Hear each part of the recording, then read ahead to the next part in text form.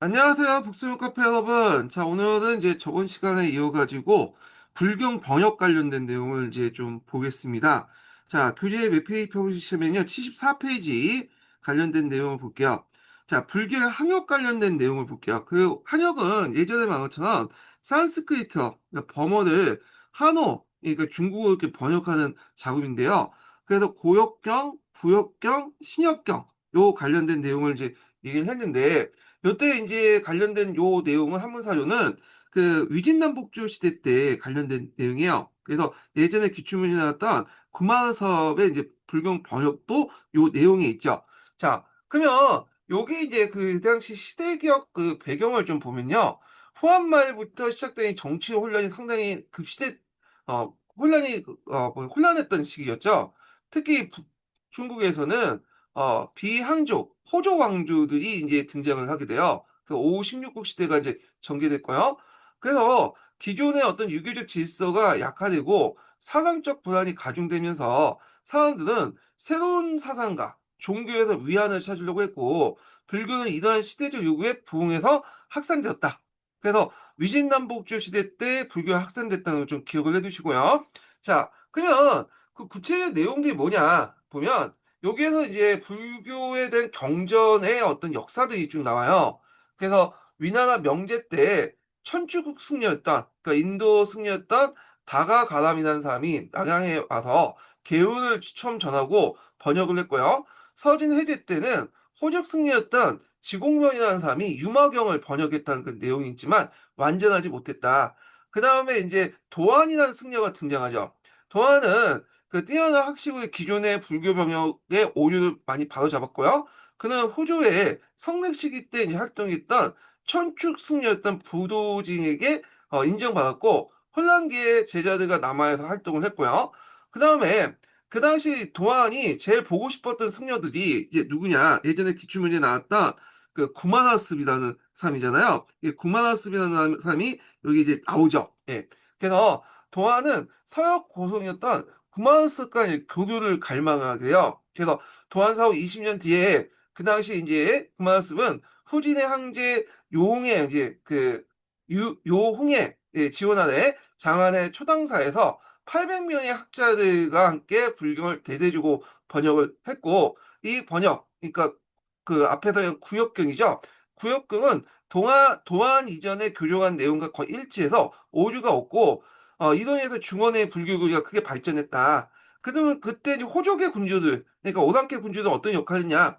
그 당시 외래 종교의 불교가 중국에 정착하는 과정에서 호주의 성능이라든지 전진의 북연, 후진의 요원 같은 호족군주들이 적극적으로 지원을 해가지고 불교를 확산시키는데 큰 역할을 했다라는 내용들이죠. 자, 그래서 요 내용도 이제 있고요. 그래서 이제 요 관련된 내용은 요 밑에 있죠. 예, 요거 한번 읽어보겠습니다.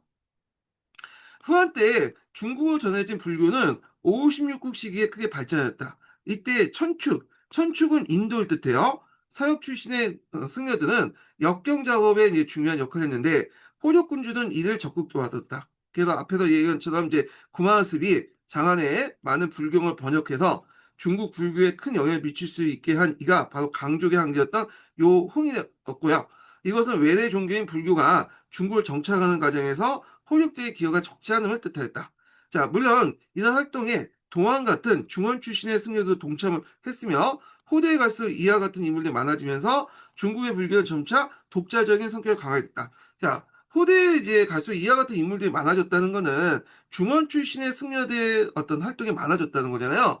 그래서 이제는 이 중국의 불교가 인도의 불교에서 점점 영향이 벗어나서 독자적인 불교로 성장하게 됐고 이런 것들이 수당 때 이제 뭐냐 불교의 특징으로 이제 연결되죠. 그리고 나중에 이제 여기 안 나왔지만 당나라 때 현장 법사가 그 인도에 가서 그 범어 경전을 가지고 와서 신역경을 이제 뭐냐면 이렇게 또 역경 사업을 하게 되죠. 이런 거와 연결시켜서 보시면 되겠습니다.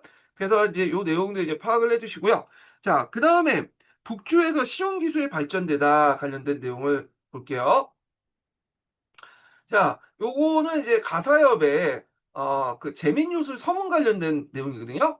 그래서 그 내용을 보면요. 그 시대적 배경을 보면 자, 이게 아까 전에 북주 시대야. 어, 특히 이제 하북 지역 같은 경우에는 오랜 전량을 거치면서 농업 생산 회복과 민생 안정이 중요한 과제였어요.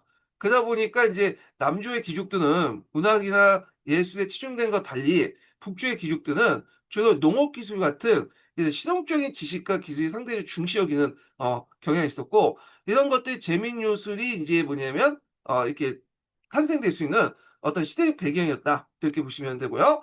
그래서 요 재민 요술은 이전부터 축적된 이 농업 지식과 민간 경험을 체계적으로 정리한 책이다, 이렇게 보시면 되겠습니다. 그래서 요게 이제 나올 때 이 재민 요술이라는 말이 이제 나올 수 있겠죠. 이렇게 이걸 이제 염두에 두시고요.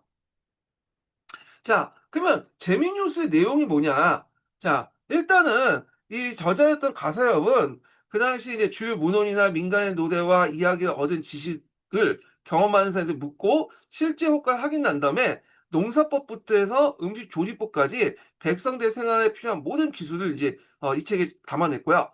그래서 총 92편 10권으로 구성되었다는 거. 그래서 찾아보기 쉽게 각 편에 첫머리에 목록을 두었고요. 그 중국에서 재배하지 않는 작물의 이름만 중국에서 재배하지 않는 이름의 중국에서 재배하지 않는 작물은 이름만 기록했다는 거.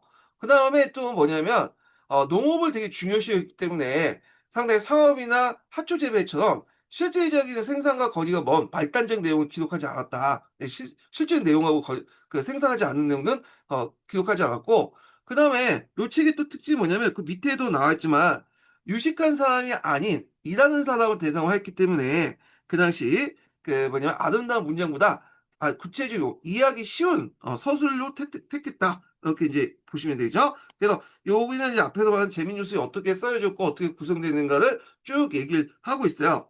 자, 그래서 재민뉴스의 이제 그 뭐냐면 의미나 영향을 보면요. 자, 일단은 농업기술 발달을 촉진시켰다. 그래서 재미뉴스는 당시의 선진 농업기술 집대성하여 이후 중국 농업 발전에 큰 영향을 미쳤고, 후대 농업에 농수에 인용하거나 참고자료에 활용됐고, 우리나라도 이제 고려 말기 때 재미뉴스에 들어왔잖아요. 예. 그래서 이제 이런 것도 있고, 실용적인 저수의 모범이 되었다. 예, 구체적인 체계적인 서술 방식은 이후 다양한 분야의 실용서 저수에 큰 영향을 줬다는 거. 그 다음에 고대 농업 연구에 기중한 자료를 냈다. 그래서 현재까지 전해진 가장 오래된 완벽한 농서 중의 하나로서 고대 중국의 농업 기술, 품종, 생활상을 연구하는데 중요한 1차 사료가 됐고요. 그 다음에 이제 과학기술, 고대 과학기술 수준을 증명을 했죠. 그래서 당시에 중국의 농업이나 축산, 식품 가공업 등 다양한 분야의 과학기술 상당한 수준에 이르렀음을 보여주고 있고, 민중생활의 또 연구의 이제 보고로서 활동했죠. 예. 그래서 제가 책의 이름은 재민요술이잖아요. 그러니까 일반 백성들에게 생활에 요기한 기술처럼 당시 평민들의 실생활에 어떤 밀접한 지식을 담고 있고 그들의 삶을 구체적으로 파악하는 데 중요한 자료가 됐다는 거. 그리고 실사구시적인 어떤 정신이 반영됐는데 화려한 그 이론보다는 실제 경험과 효율성을 중시한 실사구시적 정신을 보여주고 있는 저자다. 그래서 이제 여기에서 이제 보면 이걸 잘 보고 있죠. 나의 의도는 일하는 사람들에게 알려주는 데 있지 유식한 이들에게 등려주는 것이 아니라 그러므로 이것저것 자세히 설명하고 잘 알아둘수록 구체적으로 서술할 뿐이다, 라는 말 있잖아요. 자, 이런 것들이 실사구실의 어떤 의미를 담고 있다, 이렇게 보시면 되겠습니다. 그 다음에 이제 여기는 이제 앞에서 말한 하북 지역의 문화 특성. 그래서 남조의 기존 문화와 달리 하북 지역의 실용적이고 현실적 문화적 특성을 보여주고 있다라는 등 다양한 의미를 가지고 있다, 이렇게 보시면 되겠습니다. 자, 그러면 그 내용 부분을 한번 읽어볼게요. 자, 재미요술은 이름 그대로 일반 백성들에게 생활에 요기한 기술들 수록한 책이다. 자, 여기에는 농업을 비롯해서 축산, 양업, 양조, 식품의 조리, 가공 등 다양한 실용 지식을 담겨져 있을 뿐만 아니라 실제 경험에 입각한 매우 구체적인 설명이 기록되어 있다. 따라서 이 책을 통해 당시 과학기술의 수준은 물론 민간의 생활상을 살펴볼 수 있다. 하북 지역에서 나온 이러한 실용 서적은 강남 지역의 사족들이 대비될 수 있는 거죠. 그래서 강남 지역의 이제 사족들이 문학과 예술 경험에 이런 타고난 성과들과 뚜렷이 대비된다. 시종적인 성격을 띠고 있다는 거야. 그래서 저자였던 가사엽 역시 6세기 중엽 북조 정권의 지방간을 연임했던 사실 외에는 별로 알려진 것이 없으므로 평범한 가문 출신의 인물이라고 생각된다, 이렇게 이제 보시면 되고요. 자, 그다음에 중국의 분열과 고구려의 성장을 보겠습니다. 요게 이제 우리나라 역사와 관련된 내용들이 있거든요. 여기 보시면 알겠지만 고대사 부분은 많이 그렇게 들어가 있지 않아요. 근데 중국 중세사부터 이제 많이 이제 좀 개정판에 집어넣거든요. 예. 그래서 이제 우리나라와 연결돼서 보는데 고구려가 성장할 수 있었던 거는 뭐냐면 556국 시대 때 대거 성장했죠. 예, 그래서 556국 때 중국이 분열되니까 그 분열된 틈을 타서 뭐냐면 뻗쳐 나갔잖아요. 예. 그래갖고 이제 있는데 자 그러면 요 사료의 시대적 배경을 보겠습니다. 그 당시에 이제 중국 본토가 극심한 혼란에 빠지면서 서진이 멸망했죠. 그리고 북중국에서는 여러 그런 오랑캐 정권들, 그러니까 호족 정권들이 이제 난립하면서 556국이 시작됐어요. 그리고 남쪽에는 동진이 건국된 시기였고요. 특히 이제 요동 지역에는 여러 이제 세력 각축들이 일어났는데 중앙의 혼란으로서 요동 지역에 영향이 미쳐서 기존의 한족 세력들, 그 세력계 구성된 선비족 세력들, 그 다음에 그 고구려 등 주변 국가의 세력 확장에 위해서 서로 경쟁을 하고 있었고요. 그 과정에서 이제 중원의 혼란으로 많은 한족들이 상대적으로 안정된 지역이었던 그것으로 옮겨가게 되는데, 자, 이 과정에서 이제 뭐냐면 요동 지역도 거기에 이제 좀 일부 들어오게 되겠죠. 예. 자, 그러면 핵심 내용을 이제 좀 보겠습니다. 요 내용들 이제 좀 보면, 자, 일단 서진 멸망 후에 첫 번째 부분이 요 부분이에요. 그 당시 이제 평주 자석은 채비라는 사람이 명망 있는 남쪽 사족을 모으려고 했으나 실패하니까 자, 이를 이제 선비족 모용 외타수로 이제 돌렸죠. 예. 그래서 채비는 그 당시 고구려, 우문국, 당국과 연합해서 모용애를 이제 뭐냐면 선비족 모용애를 뭐냐면 공격을 했으나 격퇴당했고요. 자, 이후 이제 거짓 축가 사절을 보냈다가 다른 세력의 자신들이 고변으로 다른 세력들의 사신들 그 고변으로 음모가 발각됐죠. 그래서 채비가 이제 도망쳐 나오고 그래서 그때 이제 모용애가 이제 채비의 조카 채도를 통해서 항복을 권유했고 채비는 더 이상 안 되니까 거길 도망간 거야. 그래서 이제 모용애가 이 채비의 무리를 흡수해서 사역을 키웠던 거고 다음에 이제 요동을 이제 고구려가 이제 공격했죠. 이게 아마 채비가 옆에서 충돌질했을 것 같아요. 예. 그렇지만 모용에게 격퇴당했다 이렇게 보시면 돼요. 그래서 여기에서 볼 수 있듯이 고구려하고 이 모용씨 간에 사이가 별로 안 좋아. 그래서 모용씨가 나중에 이제 요소 지역에 전현, 그다음에 또 후현 이런 국가들을 세웠잖아요. 이런 국가들은 고구려 계속 다툼이 있었고 특히 요동 방면을 해서 요동을 누가 차지할 때에서 다툼이 있었죠. 예. 그래서 하여튼 사이가 되게 안 좋은 것을 반영하고 있다. 이렇게 보시면 되겠습니다. 자, 그래서 요걸 통해서 이제 내용을 알 수 있는 거는 앞에서 말했지만 이 사건은 아까심에 그 채비의 음모를 분쇄하고 그 세력을 흡수함으로써 이 요동 지역의 강력한 기반을 닫았다는 걸 이제 알 수 있고 이것이 모용선비의 전연을 건국한 중요한 발판이 되었다는 거. 그리고 고구려가 이 요동 지역의 패권 다툼에 적극적으로 개입함으로써 했던 걸 보여주고 있는데 비록 이제 모용에게 격퇴됐지만 4세기 이후에 고구려의 지속적인 요동 진출의 사역 확장 시도의 일환을 볼 수 있다는 거. 예. 그 다음에 요동 지역의 세력 구도가 변화됐죠. 그래서 한족 관료였던 채비의 몰락과 선비족 모용의 성공으로 요동 지역의 지배 세력이 한족에서 비한족으로 넘어갔다는 걸 상식적으로 보여주고 있다는 거. 자, 그러면 어떤 의미가 있나? 자, 이때 이제 이 사료를 통해서 알 수 있는 거는 중원 그 정부의 혼란, 그러니까 중원 지방의 혼란이 주변부에 파급을 줬다는 거, 영향을 줬다는 거죠. 그래서 이 중심의 혼란 때문에 요도 지역에 파급을 줬고, 그냥 선비족 성장의 과정을 또 보여주고 있죠. 그래서 선비족 모용씨가 강력한 경쟁을 제거하고 주변에서 복속시키는 것들을 볼 수 있고, 그 다음에 또 하나 이제 볼 수 있는 것이 뭐냐면 고구려 대전략가의 성장 배경이죠. 고구려는 중국 분열을 기회로 이걸 적극적으로 세력 팽창에 이용했던 걸 알 수 있고, 그 다음에 요동을 둘러싸고 모용씨와 세력 다툼을 하고 있었다. 그래서 결국에는 강개토대전 때 완전 요동 지역을 장악할 수 있었는 배경이 있었다는 거. 자, 그래서 요 내용을 이제 볼 수 있다는 거죠. 자, 그러면 요 관련된 내용을 이제 좀 보겠습니다. 자, 내용을 한번 읽어볼게요. 자, 서진의 멸망 이후에 중국은 남과 북으로 분열됐다. 수도를 건강으로 옮긴 동진과 하북 지역의 여러 호족들의 정권들, 556국들이 그것이다. 즉, 중국의 중심부에 일어난 혼란은 그 주변에 큰 영향을 미쳤는데, 한반도와 임접한 요수. 그러니까 보통 요동과 요소를 이제 경계로 하는 그 강의 요수라고 하잖아요. 그래서 현재 라오형가, 예, 이제 유역 역시 마찬가지다. 그러니까 요동 요소 지역에 큰 영향을 미쳤다는 거죠. 자, 한족대의 전란을 피해 다수 이주해온 것은 물론 이 지역의 여러 토착 종족 이들도 이 틈을 타 큰 세력을 확대시켰는데, 자, 특히 이들 사이에 분란과 전쟁 속에 고구려의 성장이 두려지고 서진의 평주자사였던 채비가 고구려 투여했던 과정도 이러한 당시 상황을 잘 보여주고 있다. 자, 낙랑군 병합 이게 313년인데, 자, 등 4세기 이후 고구려 비약적 발전도 이런 중국사의 전개 과정과 밀접한 관련이 있다. 중국사의 전개 과정 556국 이후부터의 혼란상이죠. 네, 심해 공백 사태를 둘러싸고 고구려나 선비족 같은 세력들이 외곽 세력들이 힘을 확대시켜 나갔다. 이렇게 보시면 되고.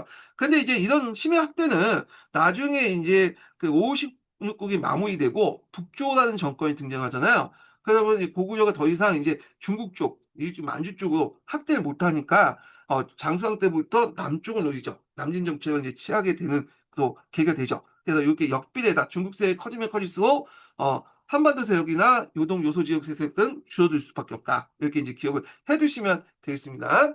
자, 그 다음에 다음 사료는 이제 뭐냐면 서역과의 교류 관련된. 요거는 이제 뭐와 관련된 사료냐면 북사 서역전에 기록되어 있는 사료예요. 그래서 태무지 시기 때 어떤 서역과의 교류 재개에 관련된 내용 이런 것들을 이제 담고 있는데, 자, 요게 이제 그 시대적 배경을 보면요.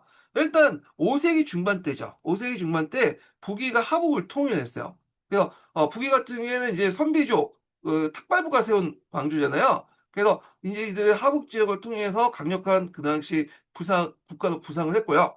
그 다음에 실크로드의 부분적 단절을 해서 이걸 다시 뭐 메꾸려고 했다. 다시 재개하려는 모색이 이루어졌다는 거죠. 그래서 북위의 성장과 함께 이때 한동안 이게 끊어졌던 실크로드를 다시 활성화시키는 움직임이 보였다. 이런 것들이고요.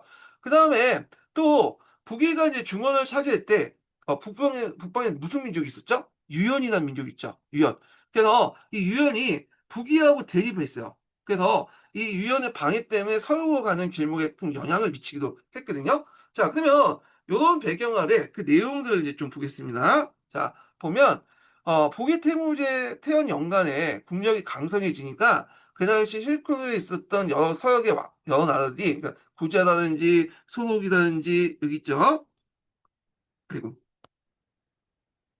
그다음에 오손이라든지 열반등이라든지 이런 나라들이 이제 찾아오게 돼요. 예. 그래서 이렇게 해서 이제 찾아오게 되는데, 자, 그래서 이때 이제 여왕들이 사신을 보내서 조공을 바쳤어요.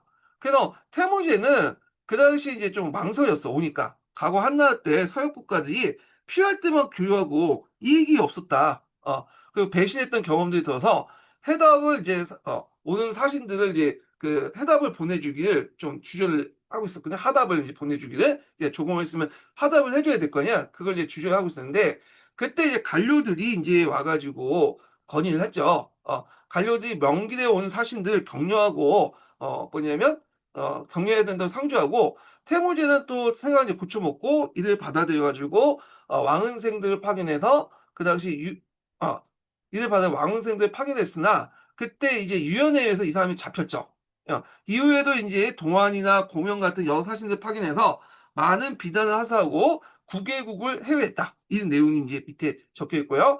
그러니까 태원 3년에 동안 등이 이제 귀국했을 때 오손 등 16개국의 사신들이 보내 조공을 했고, 이후 지속적인 조공과 북위의 닭반사시의 파견이 수십 차례 이어져서 그 당시에 56국 때 끊어졌던 북위의 이제 통상로, 그러니까 비단길이죠. 북위하고 이제 이렇게 주요 서역 여러 나라에 대한 어떤 그 통상로가 다시 재개되었다. 이렇게 이제 보시면 되겠습니다.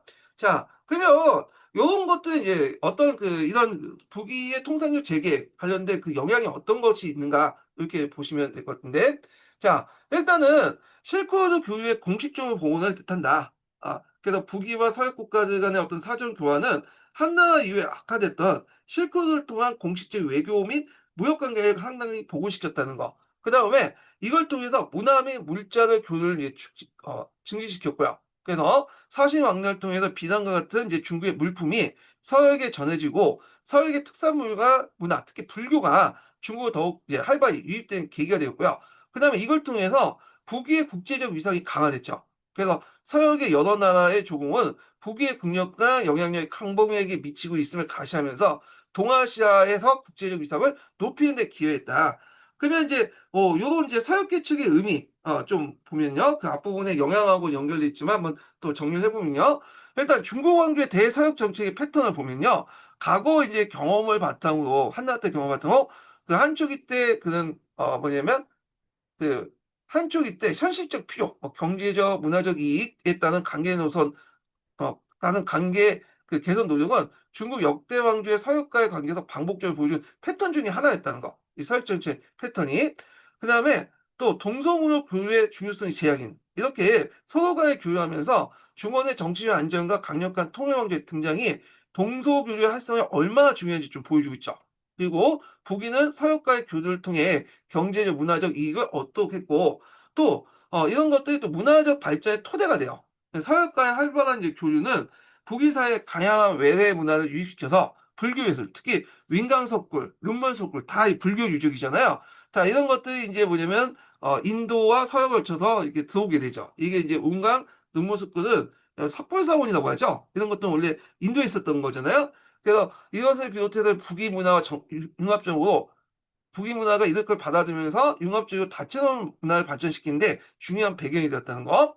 그다음 유라시아 네트워크 재연결 측면도 또 볼 수 있죠. 그러니까 북이와 서역 간의 교류 활성화는 중국 중국을 다시금 유라시아 대륙의 강범위한 교육 및 문화 교류 네트워크에 적극적으로 참여시키는 역할을 했다. 이렇게 이제 보시면 되겠습니다. 자, 그러면 요 관련된 내용을 한번 읽어보겠습니다. 예. 자, 유라시아 대륙의 동쪽 끝에 있던 중국은 산지와 사막으로 가로막혀 서방으로 진출이 어려워졌다. 그런데 이제 한나라 때 무제는 흉노할 싸움에서 승리하여 서방과 교류할 수 있는 비단길을 개척했고 이후 서역은 중국의 대외 관계에서 매우 중요한 지역이었다. 이곳을 거쳐서 불교와 많은 서방의 문물들이 들어왔고 중국은 유라시아 대륙의 여타 문명권과 교류할 수 있었다. 예.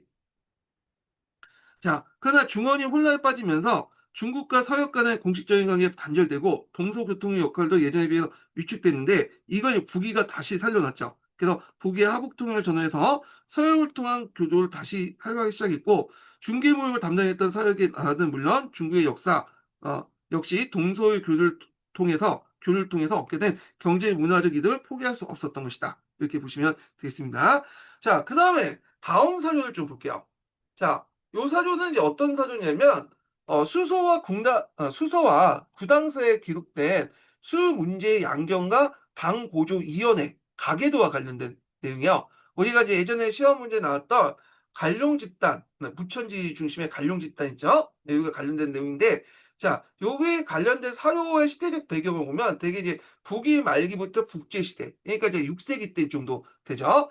그래서 북의 호문제의 급진적인 한화 정책 이후에 이에 반발한 이 북방의 육진 군인들이 반란을 일으켰잖아요. 523년 육진의 난이죠. 그 후에 이제 북위는 동서로 분열돼서 이후 이제 서위는 북주, 동위는 북제로 이어지는 남북조 시대의 혼란은 이제 지속됐다는 거. 그래서 육진의 난 이후에 간중과 농서 지역을 중심으로 해서 그 당시 이제 선비족과 한족 무인 세력들이 결합해요.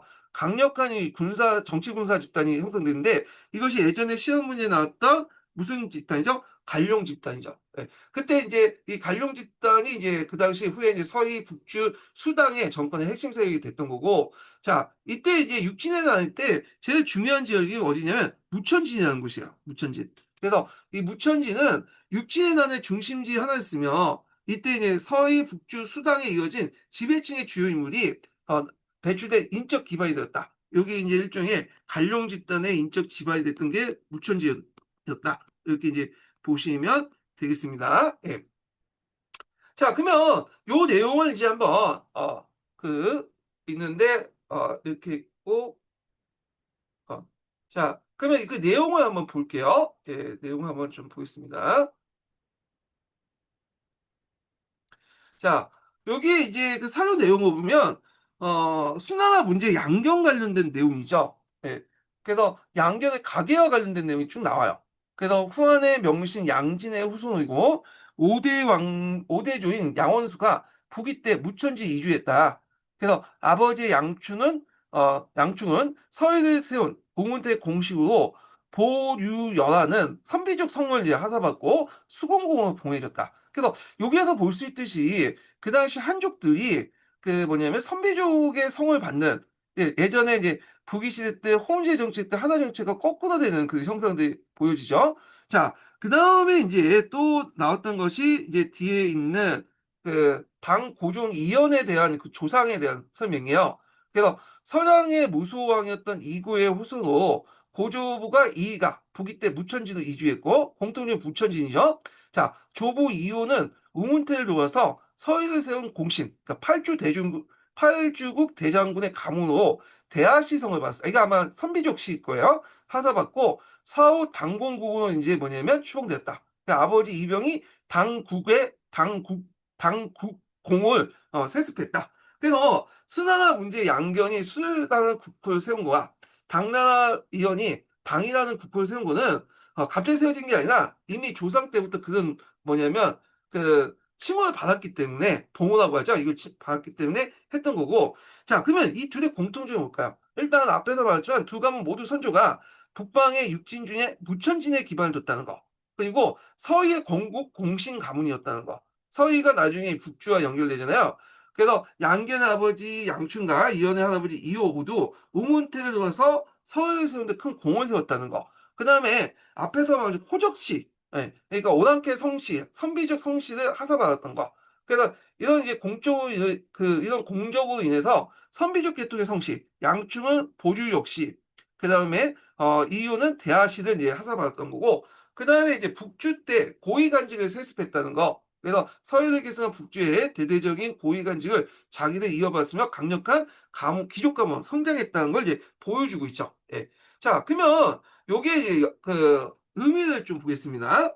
자, 일단 이 사료에서 볼 수 있듯이 수단 건국의 기반을 이었던 걸 볼 수 있죠. 양견과 이연 가문이 간론 집단의 핵심 구성으로서 수세대에 거쳐서 축적된 군사적, 정치적 기반을 바탕으로 각각 수나라, 당나라 건국하고 중국을 재통일할 수 있었고, 그 다음에 간룡 집단이 정치를 주도하고 있었다. 그래서 수나라와 당나라 초기 때까지 간룡 집단이 이제 출신 인물들이 정계 요직에 차지하면서 국가 운영을 주도했고, 요게 이제 간룡 집단을 쫓아낸 사람이 이제 측정부이죠. 요 부분이 예전에 시험 문제 나왔던 거고.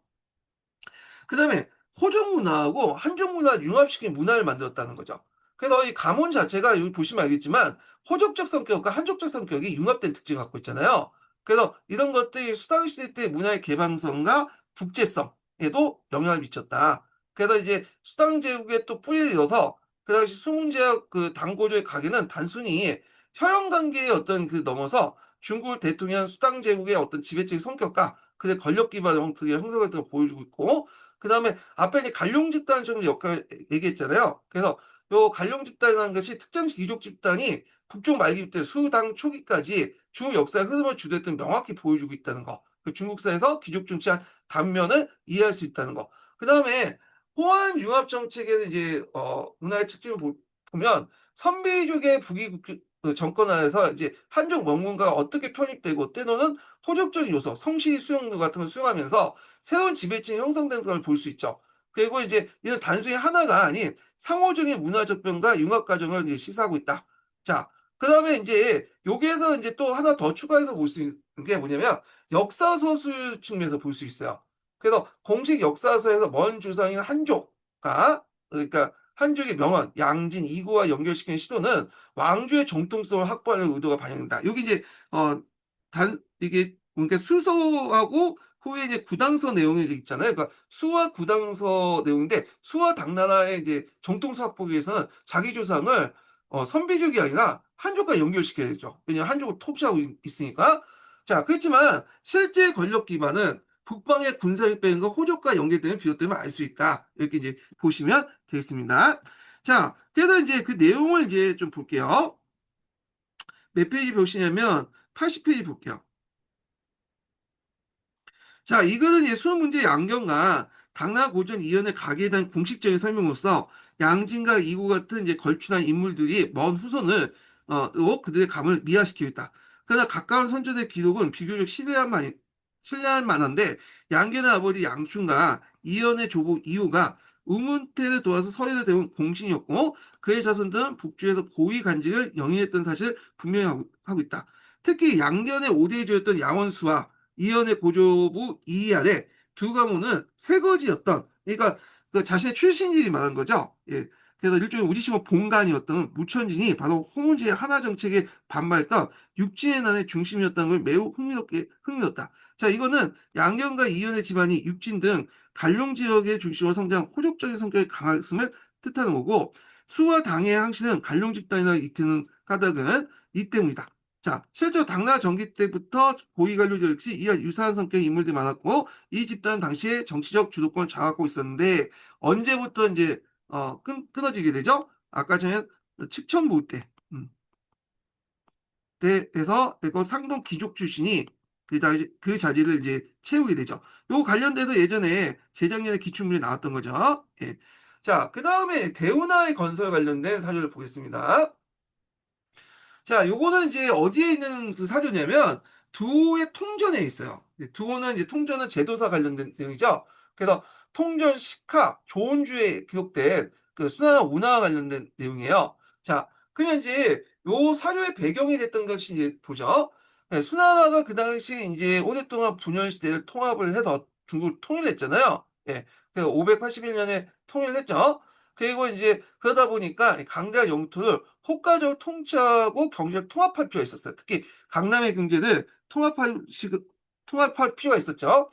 자, 그래서 수도의 위치와 이제 경제적 요구도 볼 수 있는데, 그날 수도가 대흥성이었어요. 대흥성. 예, 대흥성은 이제 나중에 장안이라고 이름 바뀌는데, 이때 이제 간중 지역에 위치했지만 식량 자급이 어렵고 경제적 풍요로운 강남 지역과 동부평원 지역의 물자를 이제 수도로서, 그러니까 운하를 통해서 운송할 필요가 적시 느꼈다는 거. 그다음에 또 남북 간의 경제적 불균형 이런 것들을 이제 볼 수가 있는데, 남북조 시대 때 강남 지역이 크게 개발이 됐잖아요. 경제적 중심지 또 부상된 반면에 북방은 아직까지 정치 군사적 중심지였다는 거. 근데 이제 주의할 건 뭐냐면 전체 생산량이나 인구가 뭐냐면 그렇다고 해서 뭐 강북보다 강남이 더 많았냐, 그건 아니에요. 1인당으로 계산을 해야 돼. 1인당 GDP로. 예. 자, 이렇게 계산하고, 그래서 전체 GDP가 이제 강남이 강남을 능가하기 시작한 거는, 강남이 강북을 능가하기 시작한 거는 당나라 말기 때요. 예.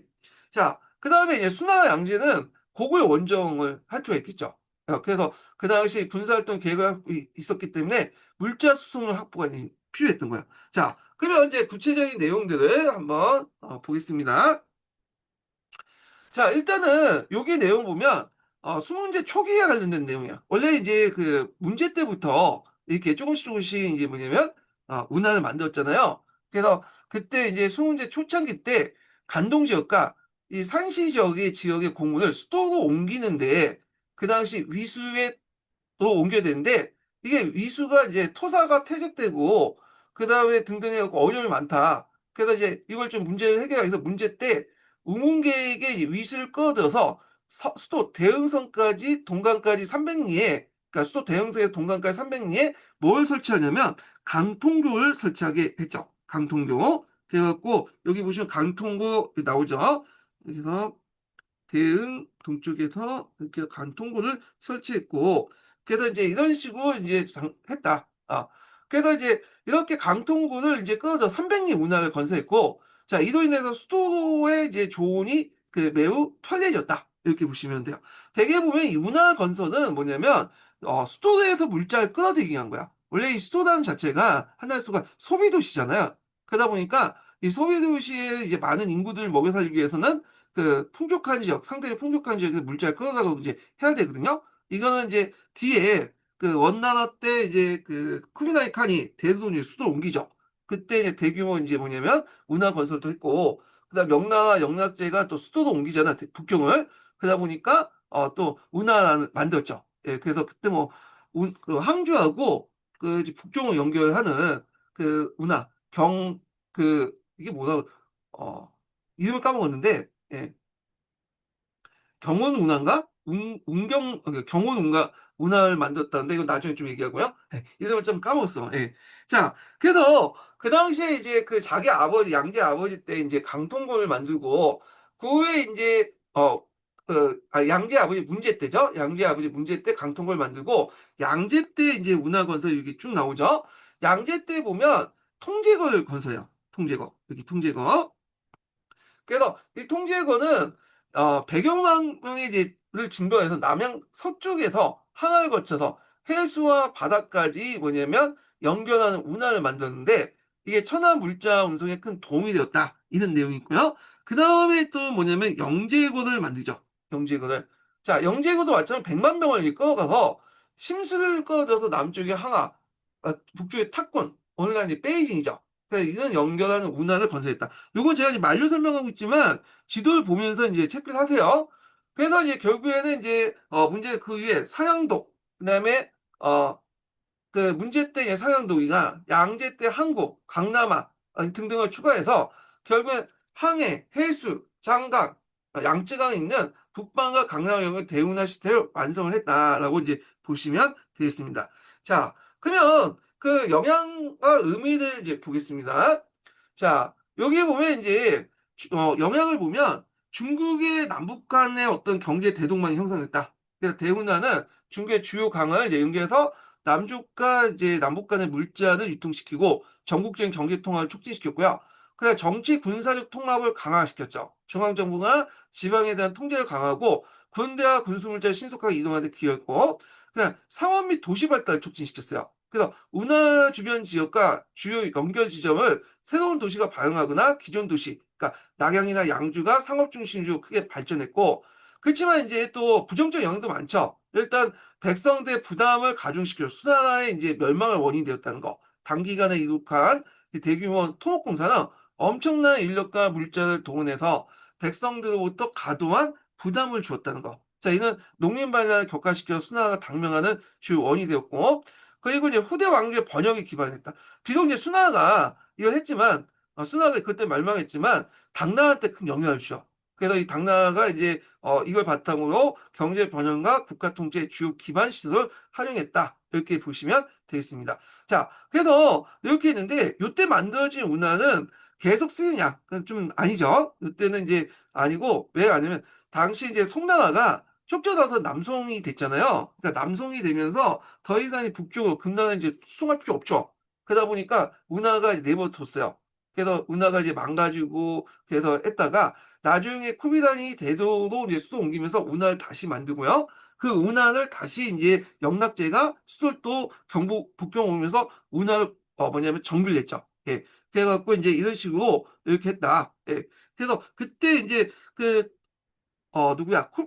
영락제가 수도 옮기면서 운하 정비 관련된 내용이 예전에 시험 문제 나왔어요. 예. 그래서 이걸 경운 대운하라고 하거든요. 아, 경항 대운하. 예. 지금 생각났다.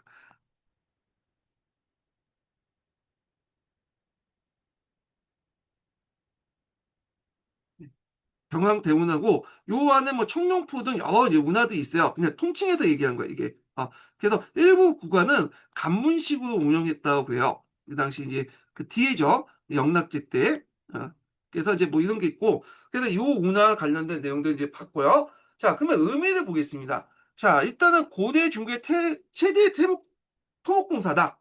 그래서 대운하는 이제 만리장성과 함께 중국 고대의 가장 위대한 공학적 성과 중에 하나고 국가적 통합과 경제 발전에 지대한 영향을 미쳤다는 거. 그리고 진정한 통일적인 인프라를 구축했다는 거. 그래서 정치적 통일을 넘어서 경제적, 문화적 통합을 가능케 해서 중국이 거대 제국으로 기능할 수 있는 물리적 토대를 마련했고요. 그다음 통치자의 여기 양명성을 볼 수 있는데, 자, 국가 발전에 필요한 어떤 인프라를 구축하는데 업적도 있지만 또 한편은 이걸 통해서 백성들의 시세가 강요하는 폭정이라는 평가도 공존하고 있잖아요. 그 다음에 또 이제 장기적인 국가 발전에 초석을 마련했다. 예. 그래서 이 대문화 시스템은 나중에 1000년 이상 중국의 경제 사회에 눈에 큰 영향을 미쳤다. 이렇게 보시면 되겠습니다. 그러면 이제 어떤 분이 게시판에 그걸 물어보더라고. 아니, 그럼 바닷길로 가면 되지. 굳이 내륙 운하였던 운하를 만들어가지고 내륙 수운이었던 운하를 파가지고 왜 이렇게 고생할 필요 있냐? 그렇게 하시는 분이 있는데, 그 물어보신 분들이 있는데, 이게 바닷길로 가면 통제가 안 돼. 해적도 많고, 외구도 많고. 그러니까, 여기 운하로 이렇게 가버리면 좁은 수조를 통해서 가기 때문에 곳곳에 이제 뭐냐면 막루만 설치하면 이게 통제 가능하고, 해적도 공격 막을 수가 있겠죠. 그래서 이제 운하를 선호했다 이렇게 보시면 돼요. 그래서 중국의 개항 이전까지는 이 운하가 주 내륙 해운이 주요 이제 고통료였다 이렇게 보시면 되겠습니다. 자, 그다음에 이제 요 관련된 내용을 한번 볼게요. 자, 현재 산시성 시안에 수돌든 순환하는 항하의 복류를 이용할 수 없어 조은의 어려움이 많았다. 문제 때 수도 주변의 물길을 정비해 간통고를 이제 만드는 까닭은 이 때문이었다. 그 이제 운하가 건설이 계속됐고 문제가 상향독을 만들어 상향독과 강통고를 만들었죠, 이 사람이. 해수와 장강유역을 정비했고 양재는 해수와 향을 잇는 통제거 그리고 해수와 장강을 잇는 항구 그 다음에 항하 북방과 군사적 요충의 탁권에 있는 영제거 탁권은 북경을 의미해요. 그래서 장강과 물산이 풍부한 남방의 여왕을 있는 강남하 등을 만들었다. 자, 이처럼 여러 차례 대규모 이제 통합공사에 의해 완성된 대운하는 많은 노동력을 동원하여 백성들 원성을 샀지만 중국과 남북에 있는 대동망으로서 진정한 통일제국의 확립에 필수적인 존재였다. 이렇게 이제 보시면 되겠습니다. 자, 그 다음에 이제 사료가 뭐냐면 순화의 형성과 세태에 관련된 내용인데 여기는 이제 어떤 내용들이 있냐면 뭐 수소의 식화지에 있는 내용이에요, 여기가. 예. 그래갖고 그 당시 양재 이제 뭐냐면 상, 그 수양제 때 시기 때 상한과 고구려 원적 그 여파 관련된 내용들이 적혀 있어요. 예. 그래서 이제 시대적인 배경을 보면요. 일단은 이제 수양제는 아버지 문제가 이제 기록한 통일과 번영을 기반으로 즉위를 했죠. 그래서 대운하 건설, 장성 수축, 그다음 궁궐 건축 등 대규모 토목공사를 연이어 시행해요. 그리고 고구려, 동굴, 토요콘 같은 주변국의 적극적인 대원정을 추진했고, 자, 그때 이제 문제 때는 나름대로 축적된 부와 인구 증가가 있었지만 양제 때 다 까먹었죠. 이렇게 하면서. 그래서 양제가 이렇게 과도한 사업과 전쟁은 국가 재정과 민생에 엄청난 부담을 주기 시작했다. 이런 내용들이 있고요. 자, 이런 시대적 배경을 깔고 한번 이 내용을 이제 좀 보겠습니다. 자, 양제 즉위 초의 사회에 대해서 이제 앞부분에 좀 나왔죠. 그래서 즉위 시는 그 자기 아버지가 인구도 이제 평화 정책을 잘해서 인구도 많고 물자가 상당히 풍부했죠. 그리고 부인이라든지 노비, 부국 등에게 세역을 면제해주고 그다음에 남자의 세역 부담 시작을 연령을 22세로 늦춰주는데 원래 20세였잖아요. 그런 이제 정책이 있었다. 그러니까 문제 초창기 문제 정책을 이어받는 양제 때 즉위 초의 얘기예요. 지금. 자, 여기에 부곡이라는 말이 있는데 부곡은 어떤 존재냐? 우리가 이제 항소 부곡하니까 좀 약간 그 우리식의 이제 부국민 생각을 할 수 있잖아요. 근데 이때 부국은 다른 의미야. 이건 뭐냐면 이게 일반 양인과 구분된 천인들 의미예요. 예, 그래갖고 주로 이제 농장에서 일을 했던 장원에서 일을 했던 사람들 부국민이라고 하거든요. 노비는 아닌데 일종의 이제 예속민이라고 보시면 돼요. 예속민. 그래갖고 우리 이제 부국이 항소부국할 때 부국 같은 경우에는 행정구역상 좀 작은 지역을 부국이라고 하잖아요. 예, 그러다 나중에 이제 좀 여기천에서 천대를 받았지만 예속민이라고 볼 수는 없어요. 근데 부국은 예속민이다 이렇게 보시면 돼요. 그러니까 우리나라에서 말하는 부국과 그 당시 중국에서 말하는 부국은 좀 다른 개념이에요. 예. 자, 그래서 이제 양제가 이렇게 이제 아버지가 만드는 기반을 바탕으로 치긴 했는데 이 사람이 이제 하고자 한 것은 이제 고구려 원정이죠. 예. 그래서 그 당시 그 군마 문제 해결 위해서 부자들에게 재산을 기준으로 돈을 걷고 군마를 확보했고요. 그래서 한 10만 필 정도 확보했다. 그 내용이 있고요. 그다음 무기를 새롭게 정비하고 미이행 시 책임자를 처형하고 그리고 대규모 군대를 탁권, 그러니까 베이징에 집결시키는 그 내용들이 나오죠. 그리고 내화가 이끄는 수군은 바다를 건너 평양에 합류할 계획을 세웠다라는 거죠. 그래서 이제 그 관련된 내용이 1차 원전 관련된 내용인데 자 여기에서 이제 요동 지역에 이제 공격했는데 이게 이제 실패했죠. 예, 그 관련된 내용들이 쭉 나와요. 여기 뒤에. 그래서 이제 전역병이 창궐하고 등등 군수물자 징발에 이제 그 당시 백성의 구원을 뒷전이고 하면서 하다가 이제 결국에는 실패했고 그 다음에 이제 2차 또 원정도 나가는데 이때 이제 양형감이라는 사람이 반란이 있죠. 그래서 이제 고구려의 그 공격 물자 공급 책임자였던 양형감이 반란을 일으켰다. 그래서 이제 그 황제는 고구려 원정을 중단한 뒤에 반란을 평정한 후에 어떻게 말했냐면 사람은 다 많을 필요 없다. 많아봤자 다 도적이 된다. 라고 이제 말을 하면서 관련자들 다 대량 학살돼 버리죠. 그러면서 이로 인해서 수많은 사람이 죽고 해당 지역에 공포감을 불러일으켰다는 거죠. 결국에 이렇게 또 한 번의 또 이제 고구려 원정들이 하자 또. 하여튼 연이어 고구려의 원정의 실패 등등 해 가지고 사람들이 반발을 불러일으키게 된 거야. 어차피 끌려가고 그냥 죽잖아요. 그래서 천하사람들의 부활이 도적이 되었다. 여기 나왔죠. 그래서 이제 그들은 모두 군마를 훔치고 긴창을 만들어 도시를 공격에 점령하기 시작했다. 이렇게 이제 보시면 돼요. 그 후에 이제 궁흥할거가 막 지속되다가 결국에는 이제 이연에 의해서 다시 정리가 됐죠. 예. 자, 그러면 요 관련된 그 이런 그 사료에 이제 관련된 내용의 영향을 좀 보겠습니다. 자, 일단 대운하를 통해서 민심 위반과 농민 봉기를 격화시켰다는 거. 과도한 노역, 전쟁 동원, 자연재해에 대한 어떤 미흡한 대처, 그리고 양형간 이후에도 가혹한 탄압은 백성들의 불만을 극도로 증폭시켜서 전국적 농민 봉기를 이제 뭐냐면 촉발시켰고요. 그다음에 그 당시 지배층의 분열을 또 볼 수가 있는데 그다음 양형감의 난은 수나라 지배층의 내부 분열을 보여주는 사건이죠. 그래서 이후 각지에서 군벌이 활발하는 계기가 됐고요. 그다음에 이제 수나라의 멸망의 직접적인 어떤 그 원인이 제공했죠. 그래서 이러한 정치적 난국은 결국에 수나라의 통일 후 불과 38년 만에 멸망한 직접적 원인을 제공했다는 거. 이거는 곧 당나라의 건국의 또 배경이 되기도 하죠. 자, 그래서 이제 이 내용도 이제 보시면 되겠습니다. 자, 그다음에 이제 요 내용도 있고 여기에 관련돼서 이제 한번 좀 볼게요. 네.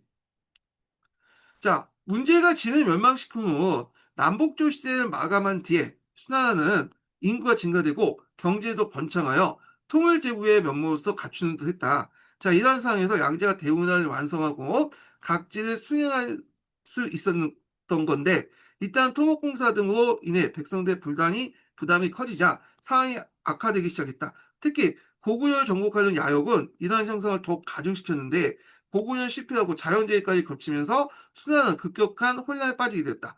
백성의 구할이 도적이 되었다는 기록을 그대로 믿기는 어렵지만 통일제국의 정착이 쉽게 이루어지지 않았음을 분명히 하고 있다. 이렇게 이제 하고 있죠. 다음 사료를 좀 보겠습니다. 요거 하기 전에 이제 인증번호 알려드릴게요. 인증번호는 88번입니다. 인증번호 88번이에요. 자, 요거는 이제 그 당나라 돌고래 관계를 보여주는 사료인데, 그다음 사마강의 자치통감에 기록된 내용이야. 그래서 당 고조 이연의 대돌골 외교와 그다음에 그 당태종의 돌골 정복 및 청가한 칭호 획득 관련된 내용이 있다는 거죠. 자, 그러면 이제 여기에 대한 시대적 배경을 볼게요. 네, 수나 말기 때부터 이제 당나라 초기 때 관련된 기록이 있어요. 그래서 수나가 멸망 직전에 되게 극심 혼란 상태였죠. 그러니까 이현은 이때 이제 태원 유수에 있었는데 태원에서 거봉하고 그때는 세력 미약했죠. 그때 이제 북방의 동돌고든 강력한 이 군사력을 보유한 초원의 제국이었고요. 중국의 내 여러 세력들이 위협적이자 잠재적인 또 동맹국 역할을 했다. 그래서 이제 당나라가 건국되면서 그다음 630년에 당나라가 이제 건국되면서 그 당시 내부를 안정시키고 국력을 신장시키 시기에는 이 동돌고의 내분 분열과 자연재해도 세력이 약화된 상태였어요. 예. 그래서 이제 이렇게 있고, 그 다음에 또, 이 당시에 저 이제 집권 집단이 강령 집단이잖아요. 그러니까 당황실 같은 게 강령 집단이죠. 그러니까 이들 선비족 계통의 혈통과 문화를 가지고 있었기 때문에 북방 민족에 대한 어떤 문화나 정치에 대한 이해도가 또 높았던 상황이었죠. 자, 그래서 이제 이런 상황에서 결국에는 그 당시 이제 이렇게 당태종이 돌고를 정복하는 그 내용도 있는데, 자, 그러면 그 내용을 좀 보겠습니다.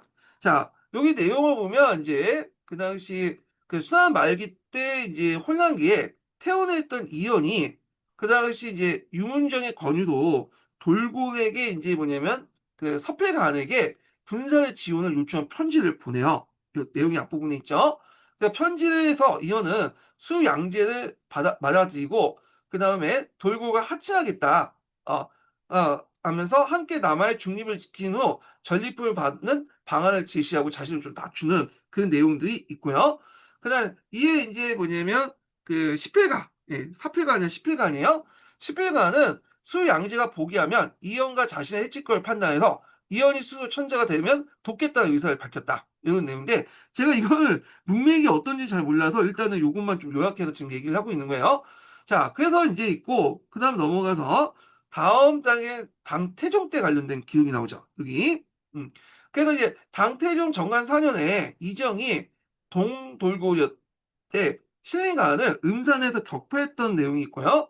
그 당의 우호적이었던 돌고 고관이었던 그 당시 그 아사나사만을 당의 대장군 임명하고 주변 여러 이민족의 수장들이 당태종에게 그 당시 이제 동돌고이 격파됐잖아요. 그러니까 당태종의 청간이 되기를 청했죠. 예. 청간이라는 것은 이제 카안이죠. 제 우두머리 의미.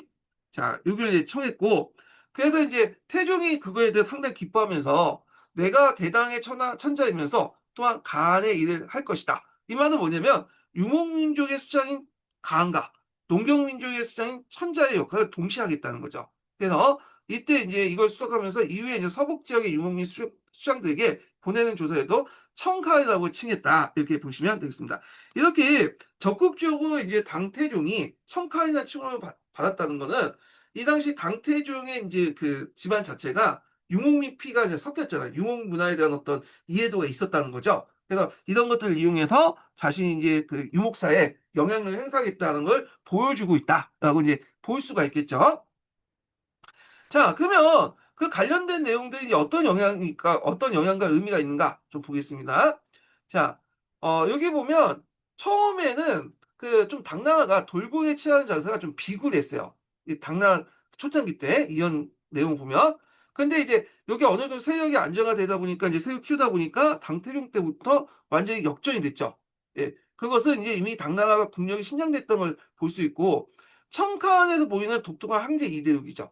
그래서 앞에서 얘기한 것처럼 중국의 황제가 중원의 천자인과 동시에 초원의 간이라는 거 겸함으로써 이 청칸의 개념은 이전 중국 왕조에서 보기 드문 형상이다. 그러니까 이거는 당나라 그 당태종만 있었던 거야.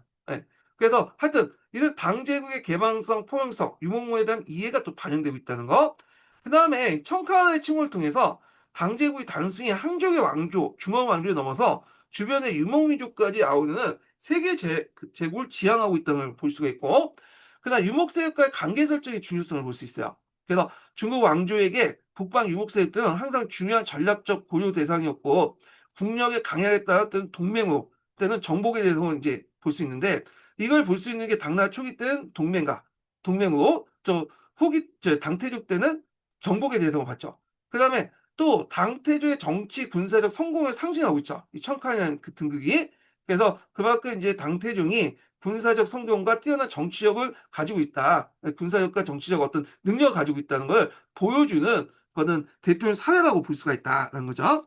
자, 그래서 요게 청칸이라는 그 내용, 요거 좀 기억을 해주시면 될 것 같고. 자, 그러면 이제 내용을 한번 보겠습니다. 자, 순화 말기 때 혼란 속에 태원 지역을 지켰던 이연은 자립해서 결국 당나라를 건국했다. 근데 초기에는 그는 북방의 초음 지역에 강력한 제국을 형성했던 돌곤의 도움을 받기 위해서 비군한 자세를 취할 수밖에 없었다. 자, 이와 같은 유목세계에 대한 중원 지역의 열세는 한쪽의 흥과 관계가 유사했다. 그러나 이로부터 20년이 지난 뒤 당태종은 돌고를 비롯한 유목민들을 복속시키고 앞에서 말한 청칸의 지를 차지하겠다. 이 말은 중국의 황제이면서 동시에 유목민의 최고 지배자까지 겸하게 되었고, 이거는 그 선례가 찾기 힘든 호족성 성격이 강한 당황시의 특성과도 무관하지 않다. 이해도가 높다는 거예요. 당황시이 유목 문화의 어떤 이해도가 높기 때문에 그렇게 했는 건데, 그렇게 이해도가 높았던 것은 간룡 집단 출신이기 때문이다. 이렇게 이제 보시면 되겠습니다. 자, 그 다음에 당태종 시기 현시에 관련된 내용인데, 자, 요거는 이제 뭐와 관련된 내용이냐? 오공이 쓴 정강조누와 관련된 거. 정강조누는 좀 외워두시면 좋겠어요. 정간이라는 것은 이제 뭐예요, 이게? 이게 정간이라는 것은 이게 이제 갑자기 그 당시 당나라 태종의 연호죠. 그래서 당태종과 신하 간의 어떤 내용을 요약한 것이다. 이렇게 이제 보시면 되겠습니다. 예. 그래서 이제 이렇게 있는데 요때 이제 그 주요 내용은 당태종과 위진 간의 봉송의식, 그 하늘의 제사를 어떻게 지내 거행 여부에 대한 논쟁 관련된 내용이에요. 그러면 요 사료의 이제 좀 배경을 보면요. 이 시기가 이제 당태종의 정간의 시기죠. 정간의 치지라고 할 만큼 상당히 정간의 치지만큼 당나라의 이제 번성기죠. 예. 그래서 당태종의 통치 시기죠. 정간의 치시기는. 그래서 중국 역사상 대표적인 태평성대로 평가를 받는 거고, 그러나 이제 장기간의 분열과 또 순환과 말기의 혼란, 그리고 당 건국 과정의 전쟁을 위해서 아직까지 후유증이 아직 남아있지 그러니까 치유되지 않았던 그 시점이에요. 그런데 이제 당태종은 어떻게든 봉선 의식을 이제 하려고 했는데, 이 봉선이 뭐냐? 봉선은 천자가 하늘과 땅의 태평성대를 보호하는 지극히 상징적으로 중요한 국가예요. 주나라 때부터 했어요. 그래서 주나라 천자들이 했고, 진나라 진시황도 했고, 항우제도 했고, 당나라 당태종도 그거 해보려고 했던 거죠. 이걸 통해서 한계 권위와 왕조의 정통성을 좀 내보내고 그 대외적 가시하려고 했던 거고. 자, 또 그 당시에 또 정간시대 때는 황제가 신하대 직원을 경청하고 국정에 방해하는 또 노력을 했던 거예요. 그러다 보니까 위진이 그걸 보고 아 이건 좀 무리지 않냐 하면서 직원을 할 수 있었던 건 뭐냐면, 이런 직원을 중시한 정치 문화를 가 반영됐다. 이렇게 이제 보시면 되겠습니다. 자, 그러면 그 내용들을 이제 좀 볼게요. 요 서류 내용들 보면요. 자, 정관 6년, 그러니까 632년에 그 앞부분인데, 자, 632년에 그다음에 북방 유목민주의 격파, 외국의 조공, 상소원 징조, 풍령 등 여러 이유를 들어서 지방장관과 여러 신하들이 당태종에게 공덕을 칭하면서 봉성 의식을 이제 뭐냐면 하자 이렇게 청했어요. 예. 그래서 이제 여기 보면 마땅한 시기에 놓쳐서는 안 되고 하늘의 뜻도 어길 수 없습니다. 지금 봉선을 하십시오. 신대의 생각도 오히려 때 늦은 감도 있습니다. 자, 근데 이에 대해서 유일하게 위징만은 반대를 냈던 거죠. 예. 그래서 그때 이제 태조의 질문과 위징의 답변 내용이 쭉 나오는데, 여기 보면 태종은 자신의 공적이나 덕망, 국가의 안정, 외국의 흑목, 상선 징조, 풍령 등을 거론하면서 봉선을 반대하는 이유를 물었어요. 위징은 이러한 사실을 인정하면서도 다음 같은 이유로 이제 반대를 쭉 했던 거죠. 그 위징의 내용을 반대 내용을 보면 백성들은 아직 그 은혜를 절실히 느끼지 못하고 은택이 널리 퍼지지 않았다. 그래서 순화 말기의 혼란이 10년 이상 지속됐고 비록 병을 고쳤으나 아직은 국가의 원기가 완전히 회복되지 못했다는 거. 그리고 봉선을 건행하면 먼 외국 사절단까지 오게 될 텐데 현재 이수와 낙수 동쪽부터 바대 태산에 이르기까지 대부분 항모지로 남아서 인적이 드물고 도로도 정비되지 않은 상에서 이런 허약한 내부 시점을 외국에 보인다는 거. 그래서 바람직하지 않다. 결국에는 이 말을 듣고 태종이 그걸 수용했죠. 태종이 의지에 많이 맞다. 그러면서 칭찬하면서 봉송 계획을 중지시켰다. 이렇게 이제 있죠. 그래서 의징의 어떤 그 내용에 태종은 받아들였다. 그래서 의징의 직원에 받아들였다. 이렇게 해서 이게 정관조뇨 관련된 내용이 이제 적혀 있거든요. 그래서 이제 정관조뇨는 이렇게 태종하고 이제 여러 대상들, 신하들 논의를 했던 걸 그대로 적어 놓으면서 후대 황제가 태종을 모델로 해갖고 본받아서 백성들의 의견을 잘 들어라 하는 제왕을 교과서로 이제 후대 왕들이 읽는 이제 교과서가 된 거죠. 근데 요거에 대해서도 학자들이 좀 말이 많아요. 이게 좀 조작됐다. 당태종이 원래 이제 폭군이고 독선적인데 뭐냐면 이런 책을 만들게 해가지고 자기가 이제 잘났다는 식으로 지금 하려고 꾸몄다. 뭐 이런 설도 있어요. 예. 그래서 하여튼 이렇게 있고, 자, 그러면 이제 여기에서 이제 그 이런 것들의 영향을 좀 볼게요. 여기에서 이제 볼 수 있는 이제 의미나 영향을 좀 보겠습니다. 자, 태종이 봉송이나 상징적 업적보다는 국가의 실질적인 안정과 회복을 우선시했다는 어떤 현실적인 국정 운영을 볼 수 있다는 거. 그 다음에 황제가 신하의 직원을 수용함으로써 건전한 군신관계를 구축하고 보다 합리적인 정책 결정을 내릴 수 있는 기반을 마련했다는 것. 그래서 군신간의 신뢰를 강화시킬 수 있죠. 그리고 봉송의식에 소유된 막대한 인력과 재원을 절약해서 국가의 내실을 다지고 백성들의 부담을 줄이는데 집중할 수 있었죠. 예. 그 다음에 또 앞에서 말한 정간치지, 그래서 정간의 치라는 어떤 이미지를 형성하는 데 기여했다. 그래서 황제의 현명함과 신하의 충직함의 조화로 인한 이런 사례들을 모아가지고 책을 만들었잖아. 이게 정치적 의도가 있는 거야. 그래서 후대 사람들이 이 정간의 치를 상당히 이상적인 통치 시대로 평가받는 중요한 역할을 했다. 이렇게 보시면 되겠습니다. 그래서 요것만 보고 정간의 치 때 상당히 뭐냐면 국민들, 그러니까 신하들 의견을 잘 받아들이고 당태종이 참 인자해가지고 백성도 참 잘 다스렸다. 이렇게 보시면 안 된다. 이거 한쪽 면이고, 실제로 그 당시에 이제 또 한편으로는 이게 순화 말기 때 혼란 이게 혼란의 후유증 때문에 국가 내부가 안정이 이제 안정되지 못하는 걸 또 보여주고 있잖아요. 예. 그러니까 그 덕치만 보지 말고 그 사회 경제 배경도 같이 볼 필요가 있다는 거죠. 예. 그래서 인제 요런 내용들 좀 보시면 되겠습니다. 예. 자, 그러면 요 관련된 내용들 한번 읽어 볼게요. 자, 당태종 시기에 보통 태평성대에 여겨져 당시에 연호를 딴 정간치치, 정간의 치라고 하죠. 정간치치를 이제 칭송되었다. 자, 근데 정간 6년까지 현재 허남성과 상동성 같은 중원의 중심지조차도 그 위징의 발언에서 볼 수 있듯이 인적이 드물 곳이 있을 정도였다면, 이런 이제 그 정통적 평가는 가장이 없지 않아 보인다. 긴 분열 시대를 마감하는 과정에서 빈번하게 이제 발생했던 전란의 후유증은 결국 단기간에 치유될 수 없었던 것이다. 하지만 바로 이 시기에 통일제국으로서 당나라의 안정적 기틀이 잡힌 건 사실이다. 자, 이거는 현실을 직시하고 이를 꺼리낌없이 이제 밝힌 위진 같은 신하들과 이들의 직원가 충고를 받아낸 한계 통찰력과 너그름이 있었기 때문에 가능한 일이다. 그럼 후대의 이 시기에 특별히 훌륭한 이 시기에 이제 훌륭한 정치의 모범을 여긴 것도 터무니없는 가정이 아니라고 생각된다. 그래서 정간 조뇨가 후에 이제 제왕의 교과서 쓰였다. 그렇지만 또 한 가지 좀 볼 수 있는 게 요거는 좋게 서술돼 있는데 여기 보면 당나라 태종 때부터 일종의 국사 편찬 사업을 하죠.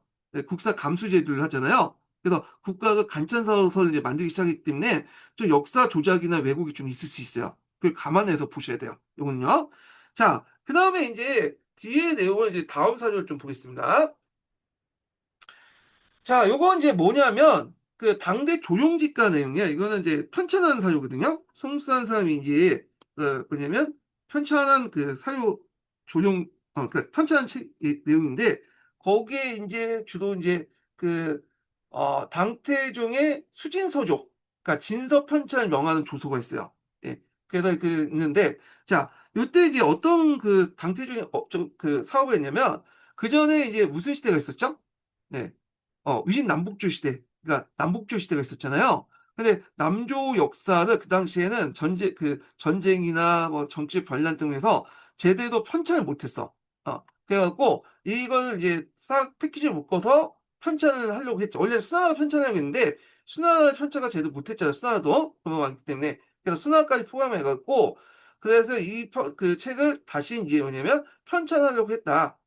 그리고 이 당시에 인제 뭐냐면 또 편찬 중에 진서라는 게 있었어, 진서. 그에 대한 불만이 있었는데 요건 좀 설명하면서 이제 할게요. 그러니까 요 관련된 당태종 때 그다음 역사 편찬 관련된 내용이야. 앞에 있는 그 역사 왕조들이 제대로 편찬이 안 됐으니까 당태종 때 뭐 양서, 진서, 북제서, 주서, 수서. 북조는 이제 주소는 북주를 얘기하고 자 이런 것들을 편찬한 그 관련된 내용이다. 이렇게 보시면 되겠습니다. 자, 그러면 이제 여기 시대적 배경을 보겠습니다. 당태종 정간 20년에 정간지치라고 불리는 당나라 안정과 번영이 상당수를 이룬 시기였는데요. 태종은 이미 정간 10년에 양진, 북제, 북주, 수 이렇게 5개 왕조 시기의 역사를 편찬을 명하고 있었고요. 그리고 이제 이때 중국 왕조의 역사 편찬 정통이 형성이 됐다는 거. 그래서 중국에서 예전 사찬 왕조였잖아요. 사찬을 만든 개인이 있는데 이때부터 간찬이 됐어. 그래서 이걸 통해서 간찬 사설을 통해서 전왕조의 멸망의 필연성을 강조하면서 자신의 정통성 확보를 수단을 여기기 시작했다. 그다음에 또 진나라의 역사적 위치라는 거야. 진나라는 이제 서진을 얘기해요. 그래서 진나라가 삼국시대에 통일했지만 이후 파랑의 난이나 영가의 난 때문에 북중국을 상실하고 강남 쪽으로 해서 동진으로서 명령을 유지했잖아요. 그래서 이때 이제 통일과 분열, 성공과 실패의 교훈을 담고 있는 중요한 시대로 인식을 하고 있었다는 거. 진나라의 어떤 그 역사에 대한 인식이 그 당시에 있었다는 거. 자, 그러면 구체적 내용을 이제 좀 보겠습니다. 자, 여기 보면 당태종은 이제 평화로운 시기의 옛 문헌을 살펴보면서 성군들의 정치와 사관 및 관료들의 언행을 알 수 있게 하는 역사 기록의 큰 효능성을 깨달았다고 이제 밝혔죠. 그래서 이 내용들이 이제 그 발언들이 있고요. 그다음에 이제 기존의 역사서를 이제 쭉 편찬을 언급하고 있어요. 이런 것들이 쭉 있죠. 예. 그래서 이제 기존 역사서 이제 편찬 사업을 언급하면서 이미 이제 예전부터 이제 그 전에 아까 말한 것처럼 양, 진, 북제, 북주, 수 다섯 왕조의 역사를 편찬 명하여 선행을 알리고 악행을 드러내며 후대 왕들의 본보기를 삼도록 했다. 그러면서 이걸 볼 때 이제 국가 차원에서 편찬을 했죠. 이걸 간찬사설. 그래서 당나라 때부터 간찬사설을 이제 편찬을 하기 시작했다. 이렇게 보시면 돼요. 그다음에 이제 또 밑에 보면 뭐가 있냐면 진서에 관련된 불만이 있었어. 예전에 이제 진서가 있었거든요. 이 진다는 아까 서진이죠. 그래서 진나라는 이제 중화원을 제압하고 이후 강남의 명백을 이었으므로 그 역사를 잘 기록할 만한 에도 이전의 진술을 보니까 18명 역사가의 재주가 너무 부족하고 참된 기록이 부족하고 시간이 걸려서 그 역사를 제대로 알 수 없다라는 탄식하는 내용이 있어요. 예. 그래갖고 요런 내용도 있다. 자, 그래서 이제 요렇게 있고 그래서 새로운 진서 편찬을 명령하죠. 그래서 역사 편찬 과정에서 편찬 관청에 진서를 다시 편찬하도록 명했고 옛 문헌을 잘 정리하고 책에 갖추어 사라진 교훈들 분명히 드러나도록 지시하고요.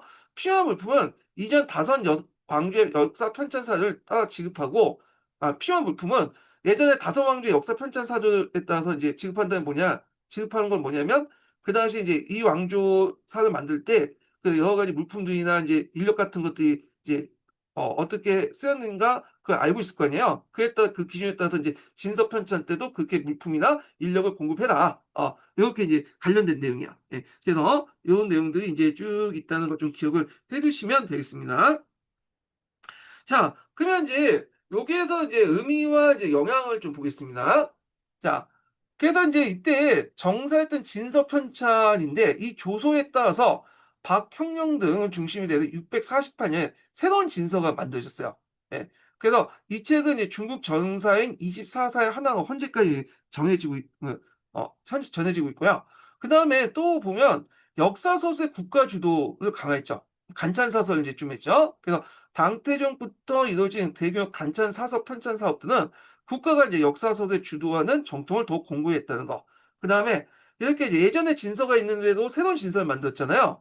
그래서 이걸 통해서 이제 역사를 다시 재해석하고 집대성했다. 는 거죠. 그래서 새로운 진서는 기존의 6진나라 역사 기록을 다 집대성하고 당나라의 이제 시각에서 재해석하고 제시함으로써 그 뭐냐면 어, 그 진나라에 대한 후대의 인식을 크게 후대의 인식에 큰 영향을 미쳤다. 이렇게 보시면 되겠습니다. 그러니까 말 잘못했는데 진서는 그 당시 새롭게 해석하면서 그 진나라 후대에 대한 인식에 큰 영향을 미쳤다. 이렇게 이제 좀 다시 수정해 들어주시고요. 자, 그러면 요 관련된 내용을 이제 좀 보겠습니다.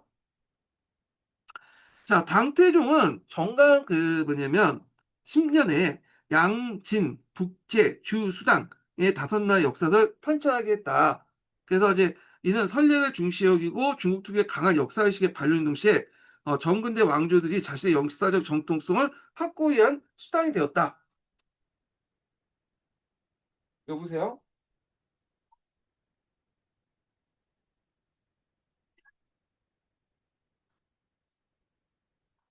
알았어. 어, 죄송합니다. 자, 그래서 다시 읽을게요.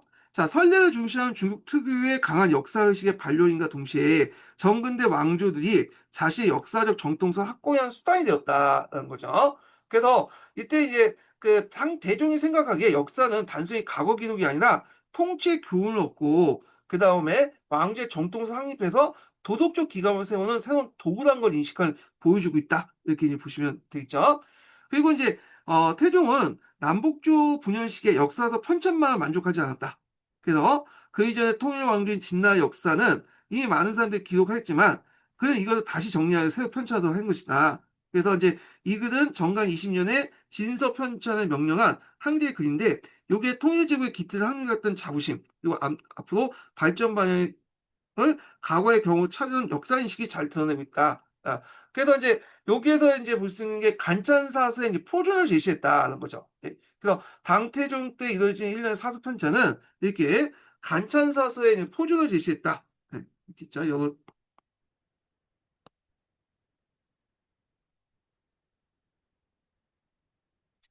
진설 편찬하고 앞에 있는 5개의 역사를 편찬하면서 간찬사의 표준을 제시했다. 예. 이렇게 보시면 되겠습니다. 예. 자, 그래서 이때 이제 편찬한 진서는 진나라 시대 때에 대한 당대 공식적인 건의 역사 해석을 제공했으며 그 뭐냐면 이는 오랫동안 진나라 연구의 기본 자료가 되었다. 이때 진나라는 거는 서진을 얘기해요. 서진을. 서진인가 뭐 동진인가? 네, 이렇게 합쳐갖고 이제 얘기를 할 수 있다. 이렇게 이제 보시면 되겠습니다. 자, 그 다음에 이제 사료 관련된 내용을 좀 볼게요. 자, 여기는 이제 뭐와 관련된 거냐면 이인보가 썼던 당 육전의 상서 홍보와 관련된 내용인데 거기에 당나라 율령격식의 법칙에 대한 내용이에요. 예. 그래서 이제 요게 이제 시대적 배경을 보겠습니다. 되게 많이 적어놨네. 씨. 어. 자, 이때는 당나라 시대죠. 그래서 그때 이제 7세기, 8세기 때 남북조 시대의 법제 발전을 계승하고 집대성하여 고도로 이제 법 체계를 정리하려고 했고, 특히 당나라는 강력한 중앙집권적 통치체를 구축하고서 율령격식은 구축하기 때문에 이는 율령격식은 이를 뒷받침의 핵심 수단이었다는 거죠. 그리고 강대한 영토와 다양한 구성을 오늘 효율적 통치하기, 체계적인 통일법적인 어떤 법제가 요구했고요. 6.25적 예치사상을 바탕으로 해서 현실 통치인 법치의 중요성 인식할 법체계를 정비했다. 그래서 6.25적 이념과 법치의 조화의 어떤 그를 추구하려고 했다. 그럼 구체적인 내용을 보겠습니다. 여기 보면 뭐냐면 율령, 격식 이렇게 있어요. 그래서 이게 이제 다 이제 중요한 건 다 없고 그냥 뭐가 율에 뭐가 있고 영에 뭐가 있고 격에 뭐가 있고 식에 뭐가 있고 이렇게 있거든요. 그래서 기본적인 것만 좀 얘기할게요. 자, 첫 번째 율이 나타나죠. 율. 율. 자, 율 관련된 내용이 이제 쭉 언급되어 있는데, 율은 총 12편으로 구성되어 있어요. 그래서 율은 형법에 해당하죠. 그래서 형법을 바로잡고 죄를 결정하는 기준이 되었다는 거. 자, 그 다음 두 번째 언급할 것은 이제 쭉 있다 영이 언급되어 있거든요. 이 너무 사료가 길어서 각자 찾아보시고. 자, 영은 행정법. 이죠. 행정법이고, 요게 27가지를 기록했다. 그 내용이 있어요. 27가지를. 자, 그리고 이제 마지막 격이 있죠. 세 번째가 격이죠. 이건 개정법, 규정의 보조법, 그러니까 임시법이다 보시면 돼요. 그래서 새로운 율령과 그 다음에 그 기존의 율령을 이제 보완하기 위해서 새로운 기존 율령을 폐하고 새로운 율령을 만드는 그 과정에서 뭐냐면 임시법을 만들었고요. 그래서 율과 영의 시행 과정에 발생한 문제점을 보완하고 잘못하고 그래서 이걸 메꾸는 과정, 그러니까 새로운 율령과 그 기존의 율령을 서로 메꾸는 과정에서 격이 나타났고 식이라는 것은 앞에 율령 격에 대한 구체적인 시행 법칙, 그러니까 시행하기 위한 절차와 양식 같은 걸 규정했다. 그래서 이제 각 법적 역할에 대해서 이제 규정짓죠. 율은 형법을 적용하는 데 있고, 영은 제도를 확립하는 데 있고요. 격은 오류를 지정하고, 식은 실무 처리를 기준을 제시했다. 이렇게 이제 보시면 되겠습니다. 그래서 여기가 격이고, 이게 복잡해가지고, 여기가 율, 영이 어디 갔나?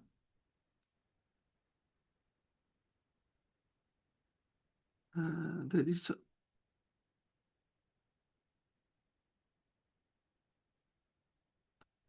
이거 너무 많네. 영어 대충 찾아보시고, 그 다음에 그 뒤에 식 같은 게 있거든요, 식.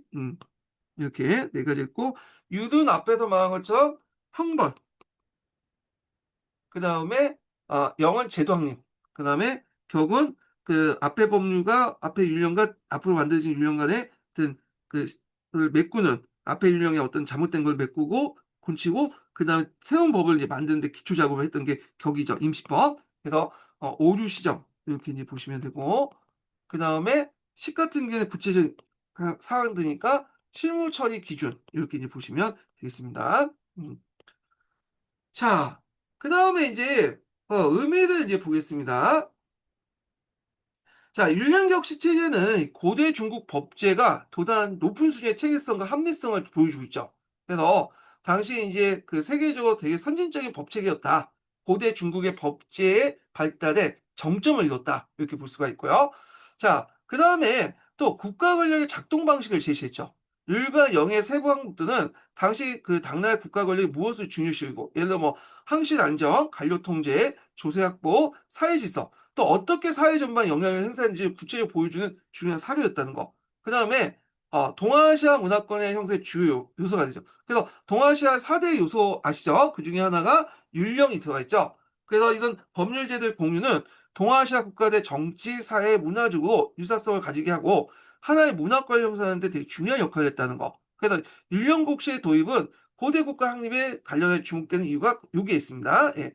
제도사 연구에도 또 핵심 자료죠. 율령격시는 당나라뿐만 아니라 그다음에 동아시아 고대 국가의 정치, 경제, 사회 문화를 이해하는데 필수적인 기초 자료를 했다. 이렇게 보시면 돼요. 근데 아쉽게도 요 원래 오리지널 당률 있죠.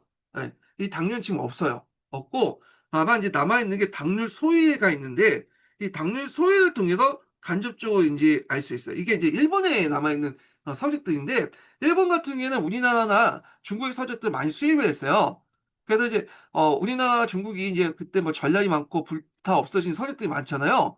그래서 그게 없는 서적들이 일본에서 발견하게 돼요. 그래서 이제 일본에서 거기 당률 소위가 발견했는데 물론 일본에서 이제 발견된 당률 소위는 거기다 이제 뭐냐 일본의 율도 같이 이제 첨부해 갖고 추가해서 적어 놨겠죠. 예. 그래서 이제 알 수 있다. 그러니까 이걸 통해서 기본적으로 이제 이렇게 그 알 수 있다는 걸 좀 보시면 될 것 같고요.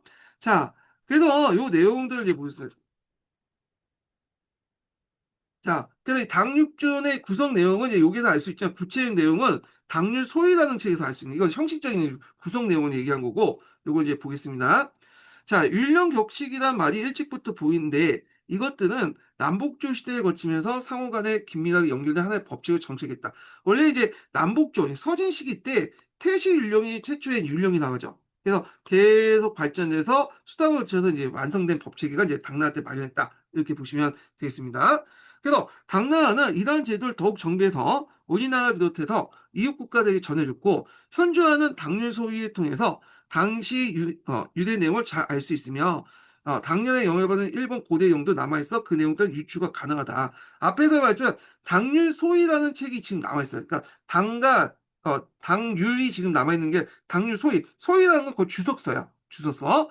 그래서 이게 이제 일본에서 남아있겠고, 일본에 있는 내용 중에 이제 거기에 이제 일본 거로 이제 써놨겠죠, 정도. 그래서 이제 유추가 가능하다는 거야. 어떤 내용인지. 실제 이 율과 영의 세부 항목 명칭을 보세요. 그러니까 세부 항목은 당 6전에 적혀있지만 구체 내용은 이 당률 소리를 통해서 알 수 있는 거예요. 보더라도 당시 국가 권력이 중시한 게 무엇인지 또 그 국가 권력이 어떻게 작동하는지를 측정할 수 있다. 또 중국 주변 지역에 율령 격시의 도입이 고대 국가 확립에 관련하여 주목받는 까닭이 이 때문이다. 그래서 주변 지역에 이제 율령 격식이 도입되면서 아까 얘기한 것처럼 동아시아 문화권의 형성의 주 요소가 됐죠. 네. 그래서 이걸 도입하면서 정치, 사회, 문화적 유사성을 가지면서 하나의 문화권을 형성하는데 상당히 중요한 요소가 됐다. 네, 이렇게 보시면 되겠습니다.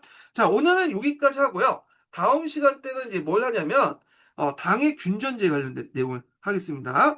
그래서 이게 제가 지금 사서 강의를 하겠다 하겠는데 중간에 제가 그 주말 때 시간이 안 돼가지고 지금 못 하고 있거든요. 그래서 좀 2주마다 한 번씩 하는 것 같은데 이걸 일단 진도를 빨리 빼기 위해서 제가 다음 주는 안 되고 다다음 주에 제가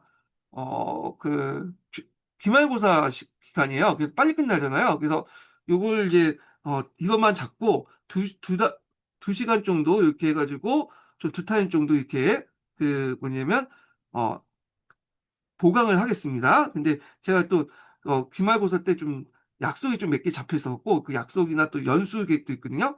그래서 연수 계획을 좀 해가지고 조정해서 이렇게 해서 올릴게요. 예, 보강해서. 자, 오늘 끝까지 강의 듣느라 수고하셨고요. 예, 다음 주에 뵙겠습니다. 예.